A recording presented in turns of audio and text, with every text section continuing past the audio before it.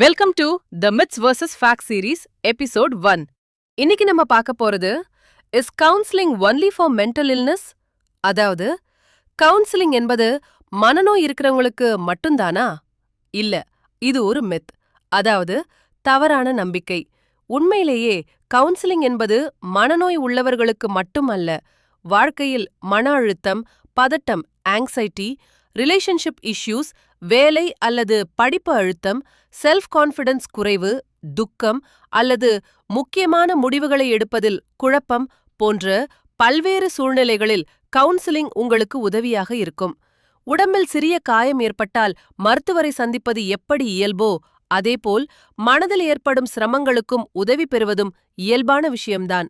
Counselling என்பது உங்களை யாரும் ஜட்ஜ் பண்ணாத, உங்கள் ஃபீலிங்ஸை சுதந்திரமாக பகிர்ந்து கொள்ளக்கூடிய பாதுகாப்பான இடம்.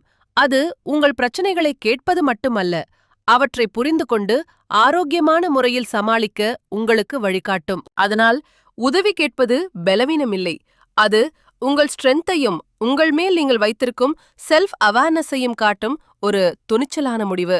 மறந்துடாதீங்க, உங்களுக்கு ஆதரவாகவும் உங்கள் மனநல பயணத்தில் துணையாகவும் இருக்க இன்சைட் கவுன்சிலிங் சென்டர் எப்போதும் தயாராக இருக்கிறது. உங்களுடைய சந்தேகங்கள் அல்லது கேள்விகளை தாராளமாக பகிர்ந்து கொள்ளுங்கள்.